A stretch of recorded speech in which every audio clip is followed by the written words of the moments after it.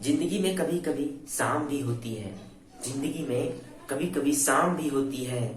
अगर आप चाहें तो जिंदगी में हर पल आराम ही आराम होती है। फिर भी ना जाने लोग क्यों अपने जीवन को बदनाम कर जाते हैं, जबकि वो जानते हैं कि उनकी ही जिंदगी किसी और के नाम होती है। तो ऐसी भावनाओं को लेकर मैं आप सभी के समक्ष पुनः उपस्थित हुआ हूं। तो let's accelerate your self with me. तो मैं आपको अपने जीवन की रहस्यमयी घटनाओं से आप सभी को वाकिफ कराने के लिए यहाँ उपस्थित हुआ हूँ। आपको तनिक भी अगर मोटिवेशन मिलता है तो मैं इसे अपना सौभाग्य समझूंगा, क्योंकि जीवन के इस विषम परिस्थितियों में मोटिवेशन का काफी महत्व है। तो चलिए मैं एक रोचक घटनाओं से उदाहरण प्रस्तुत करके आप सभी को समझाने का प्रयत्न करता हूँ। हम अपनी शिक्षण अवस्था को 3 भागों में बांटते हैं मेरे अनुसार। एक हम ले लेते हैं वह पीरियड जब हम अपने जीवन में शिक्षा को शुरुआत करते हैं, मतलब जब हम चौक से लिखना शुरू करते हैं अपने जीवन में। तो वो पीरियड जो हमारा नर्सरी से लेकर के शायद यूकेजी तक का पीरियड रहता है। उसके बाद हम लोग मान लेते हैं सेकेंड फेज का पीरियड जो हमारा एजुकेशन में होता है, उसको हम लोग मान लेते हैं फर्स्ट क्लास से लेकर के 4th या 5th क्लास तक के, जब हम लोग पेंसिल से लिखना शुरू करते हैं। उसके बाद में थर्ड और अंतिम स्टेज में मानता हूँ 5th क्लास से लेकर के, चाहे आप जितना तक पढ़े, पीएचडी करें, रिसर्च करें, जो भी हो, तो ऐसा पीरियड में हम लोग क्या करते हैं, कलम से लिखना शुरू करते हैं, हमें पेन दे दिए जाते हैं। तो ये जो 3 ये मामूली घटनाएं हैं, लेकिन इसका महत्व कितना है उसे मैं समझाने का प्रयास करता हूँ। देखिए, जब हम चौक से लिखते हैं तो हमारे अंदर ये जिज्ञासा होती है कि हम ज्यादा से ज्यादा गलतियां करते हैं। तो ऐसी परिस्थितियों में हमें मिटाने के लिए कुछ ऐसी चीजों की आवश्यकता नहीं पड़ती, इसलिए हम चौक से कहीं भी कभी भी मिटा सकते हैं। हाथों से भी अपने जो लिखा है हम उसे मिटा सकते हैं, उसके लिए किसी भी ऐसी व्यवस्था की जरूरत नहीं होती है। तो वो जो पीरियड होता है उसमें हमें ये मान लिया जाता है कि हम बहुत गलतियां करेंगे, और बहुत गलतियां करेंगे तो हमारे पास उस गलती को सुधारने का बहुत सारा अवसर होता है। हम चाहें तो हाथों से भी मिटा सकते हैं अपनी चौक से लिखे हुए चीजों को, हम चाहें तो किसी भी चीजों से भी अपनी चौक से लिखी हुई चीजों को मिटा सकते हैं। तो उसमें यह एक्सपेक्टेशन रहता है कि हम गलतियां बहुत कर सकते हैं, इसलिए हमें यह अवसर प्रदान किया गया है। लेकिन जैसे ही हम फर्स्ट क्लास में आ जाते हैं, सेकेंड फेज में जब हम आ जाते हैं 4th क्लास के टर्म में, और हमें पेंसिल थमा दी जाती है और ये बोला जाता है कि आप पेंसिल से लिखो।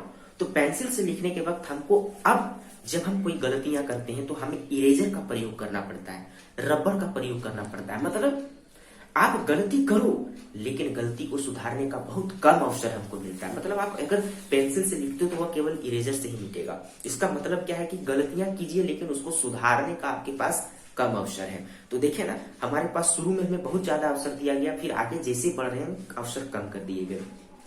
उसके बाद जब हम लोग थर्ड स्टेज में आते हैं 5th क्लास से लेकर के ग्रेजुएशन या पीएचडी या रिसर्च जितने भी स्टडीज करते हैं वो, तो उस समय हमें पेन थमा दिया जाता है, और पेन को मिटाने वाला तो अभी तक कुछ ऐसा बना नहीं है जिसको हम लोग अपने साथ रखें।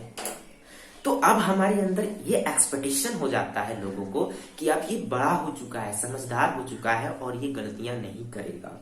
तो इसलिए हमें पेन से लिखना शुरू करते हैं, और पेन से लोगों में ये एक्सपेक्टेशन रहता है कि यह गलतियां बहुत कम करेगा। तो देख रहे हैं ना, तीनों ही स्टेज में एक चीज कॉमन है, वो है हमारी गलतियां।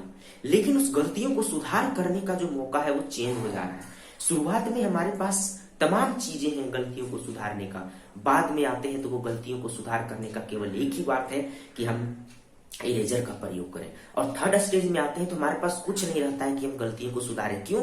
क्योंकि ये वक्त गलती को सुधारने का नहीं, बल्कि गलतियों को सुधार करने के बाद जो आप सीखें उसको इम्प्लीमेंट करने का होता है। तो जीवन में हमेशा गलतियां होती रहती हैं, लेकिन आपके माइंड में एक कंसेप्ट होना चाहिए कि आप गलती को कैसे सुधारोगे। गलतियां होगी लेकिन गलती के परिसीमा को आपको बढ़ने नहीं देना है, आपको गलती को की सीमा को कम करते रहना है। आपको हमेशा ये बात सोचनी होगी कि कैसी उपाय हम लगाएं, क्या कार्य करें कि वो गलतियां हमारे बढ़े ना बल्कि सीमित होता जाए, तभी हम वास्तविक अर्थों में एक सफलता के पायदान पर पहुंचने में सफल हो पाए। और भी बहुत सारे उदाहरण हैं, हमारे आसपास बहुत सारे ऐसे पत्थरों होते हैं, वही पत्थर, जिस पत्थरों को तराशा जाता है वही मार्बल बनता है, उसको हम लोग घरों में मंदिरों में लगाते हैं, सजाते हैं, अच्छा लगता है।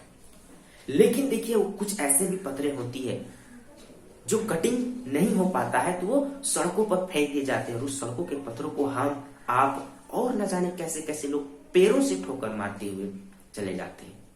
तो समझ रहे ना, जीवन में बहुत सारे उदाहरण हैं आसपास आपके जो आपको हमेशा मोटिवेट करता है, बट आपके पास टाइम नहीं होता कि कैसे आप उस मोटिवेशन को समझ पाए। सब लोग क्या समझते हैं कि इस दुनिया में जितने भी चीज हैं वो सभी चीजों के लिए मैं हूं। नहीं, everything is related with you, but you are not related with everything. ये बात है आज के जीवन में, सब चीज आपसे जुड़ा हुआ है लेकिन आप सब चीजों से नहीं जुड़े होते हैं। फिर भी आपको वीराना लगता है, फिर भी आप सोचते हैं कि मुझे और भी चीजें मिलती। तो आपको इस बात को समझना होगा। बहुत सारे तमाम उदाहरण हमारे आसपास आपको मिल जाएंगे। केवल आपको मोटिवेशन करने का जो तरीका है वो केवल ये नहीं है कि हम किसी के वीडियोस को देखें या कोई ऐसे व्यक्तित्व से मिले तभी हम मोटिवेट हों। तो ऐसी परिस्थितियां में आपको 365 दिन आपके पास वैसे वीडियोज अवेलेबल नहीं होंगे। 365 दिन कोई ऐसे व्यक्तित्व आपसे मिलने नहीं आएगा और वही आपके जीवन का सबसे महत्वपूर्ण कड़ी होगा कि उस वक्त आप अपने आप को कैसे मोटिवेट रख पाते हो। तो मेरा यही मानना रहेगा आप सभी के समक्ष कि आप अपने आसपास के तमाम तत्वों से अपने आप को मोटिवेट, एक्सेलरेट करने का कोशिश करें और समझने का प्रयास करें कि किन किन धारणाओं से अपने जीवन को आप सफल बनाने में कामयाब हो सकते हैं। वही आपके लिए उत्तम होगा, क्योंकि जीवन इस पृथ्वी पर हर कोई जन्म लेता है, हर कोई मर जाता है, लेकिन कुछ ही लोगों की जिंदगियां होती है जो बहुत हद तक सफल हो पाता है। बहुत सारे लोग दिन प्रतिदिन एक सेकंड में लोग जन्म ले रहे हैं, मृत्यु हो रही है उनकी, लेकिन कुछ ही लोग ऐसे होते हैं जिनके मृत्यु में पूरा देश रोता है। तो वैसे व्यक्तित्व का आप इतिहास जानने का कोशिश कीजिए। जब उस व्यक्तित्व का जन्म हुआ होगा तो क्या पूरा देश हंस रहा था या खुशियां मना रही थी? नहीं, लेकिन जन्म होना उसके हाथों में नहीं था, लेकिन मृत्यु होना ये तो कर्मों का ही फल है। तो यही कारण है कि जब जन्म हुआ उनका तो उनको कोई नहीं जानता था, उनकी खुशियां केवल उनके घरों तक सीमित थी। लेकिन जब उनकी मृत्यु होती है तो देश में शोक की लहर दौड़ पड़ जाती है, राष्ट्रीय शोक घोषित कर दिए जाते हैं, तमाम लोग जानने पहचानने लगते हैं उन्हें। क्यों? क्योंकि उन्होंने अपने कर्मों से अपने जीवन को सींचते हैं। आपको इस बात को समझना होगा, जीवन पर्यंत आपको कोई मोटिवेट करने के लिए नहीं आएगा। आपके आसपास की जो परिस्थितियां होगी वही आपको मोटिवेशन देगा। तो मित्रों, मैं आप सभी से यही कहना चाहूंगा कि अपने मन में बस एक ही अवधारणा रही है और आज मैं जो नया फॉर्मूला आपको देने जा रहा हूं उसको आप बार बार रिवीजन कीजिए, बार बार बोलिए, देखिए आपको वो एक्सेलरेट करेगा। वो ये है, आज नहीं तो कल होगा लेकिन जीवन सफल होगा। आज नहीं तो कल होगा लेकिन जीवन सफल होगा। इसी धारणाओं के साथ आगे बढ़ते रहिए और जीवन के तमाम परिस्थितियों से लड़ते रहिए। धन्यवाद आपका हमारे इस वीडियो के लिए, और भी मैं आगे अनेक तरह का वीडियोस को लाने का प्रयास करूंगा। धन्यवाद।